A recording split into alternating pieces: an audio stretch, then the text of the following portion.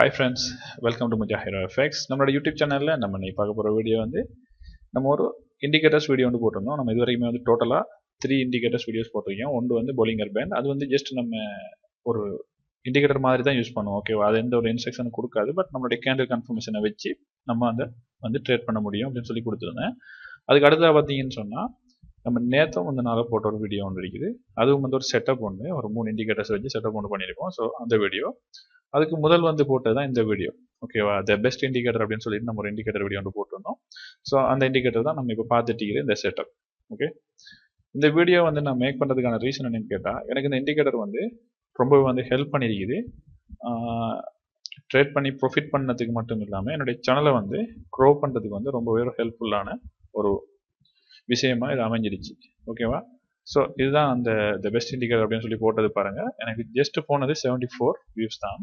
அதே இதில் வந்து எனக்கு டோஜ் காயினில் வந்து ஒரு ஆர்டர் கிடைச்சிச்சு. ஸோ அந்த ஆர்டரை வந்து நான் ஒரு ஷார்ட் வீடியோ மேக் பண்ணி போட்டேன். அதுக்கு ஆல்மோஸ்ட் வந்து அது 2000க்கு மேலே வந்து எனக்கு வியூ ஆயிடுச்சு. அதில் நிறைய சப்ஸ்கிரைபர்ஸ் கிடைச்சிங்க. ஓகே, ஸோ அந்த இண்டிகேட்டருக்கு நமக்கு ஒரு சின்னதாக ஒரு அண்டர்ஸ்டாண்டிங் ஒன்று வந்துருச்சு. ஓகேவா, ஸோ நம்ம அதை வந்து யூஸ் பண்ணிடலாம் அப்படின்னு சொல்லிட்டு இன்றைக்கி மண்டே இப்போ இதில் வந்து இங்கே ஒரு பை இருக்குது. ஸோ இந்த பையை நீங்கள் எடுக்கிறேன்னு கேட்டால் நம்முடைய ரூல் தெரியும். ஃபர்ஸ்ட்டுக்கு இந்த RSIக்கு மேலே இந்த எல்லோ லைனுக்கு மேலே இருக்கணும். பிரேக் பண்ணியிருக்குதா? ஓகே, அது பிரேக் பண்ணியிருக்குது.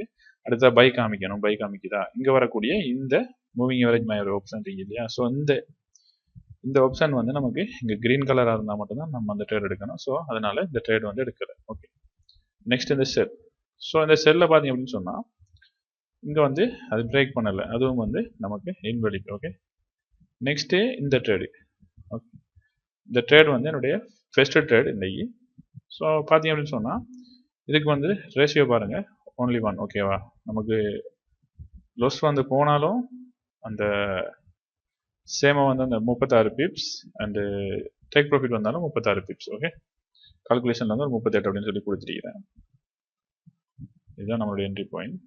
ஓகே, இதுதான் நம்மளுடைய டார்கெட். ஓகே, இது 38 காமிக்குது. ஓகேவா, அதனால தான் 38 பிப்ஸ் வந்து கொடுத்துக்கிறேன்.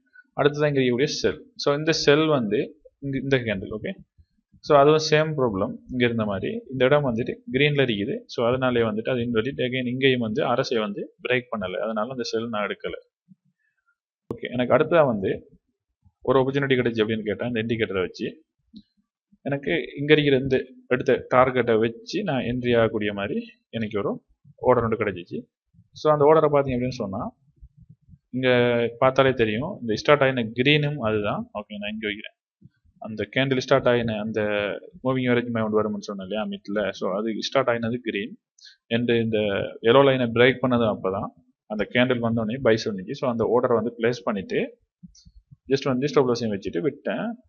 நான் வந்து அதுக்கு 1:2 யூஸ் பண்ணேன். ஓகேவா, ஆல்ரெடி 1:1 பண்ணிட்டோம். ஸோ இதுக்கு 1:2 யூஸ் பண்ணலாம் அப்படின்னு சொல்லிட்டு DP2 வந்து நமக்கு அது வந்து DP2 ஹிட், அதுக்கு மேலேயும் போயிடுச்சு. ஓகேவா, சேம் இதுவும் அப்படி தான். ஓகே, அப்படின்னு இருக்கும்போது வந்து எகெயின் அந்த நம்ம எடுத்த என்ட்ரி கிட்டவே இன்னொரு கேண்டில் வந்துச்சு. நம்ம ஆர்டரை க்ளோஸ் பண்ண அப்புறம் வந்து வந்துச்சு. சரியா, அதில் வந்து நம்ம என்ட்ரி ஆகலை. அப்படியே பார்த்துட்டு போது இன்னொரு பை வந்துச்சு நமக்கு இந்த பிளேஸில். ஓகே, ஸோ இதில் ரெண்டுலையும் பண்ண ப்ராஃபிட். ஓகேவா, அந்த ரெண்டு ப்ராஃபிட்டையும் பார்த்தீங்கன்னு சொன்னால் தெரியும் நமக்கு ஆல்மோஸ்ட் வந்து 100 பிப்ஸு கிட்ட வந்துருச்சு. ஓகே, ஸோ இதில் பார்த்தீங்க அப்படின்னு சொன்னால் ஒரு 70 பிப்ஸ் வந்து ஸ்டாப் லாஸ். டார்கெட் வந்து பார்த்தீங்க அப்படின்னு சொன்னால் ஃபர்ஸ்ட் டார்கெட் வந்து நமக்கு சேம் அப்படி தான் வரும். ஓகே, வேண்டாம் நம்மளுடைய 1:1 தான் வைப்போம். இப்போ இங்கே பார்த்தீங்க அப்படின்னு சொன்னால் ஒரு 70 பிப்ஸ் வந்து ஃபர்ஸ்ட் டார்கெட் வர மாதிரி வச்சோம்.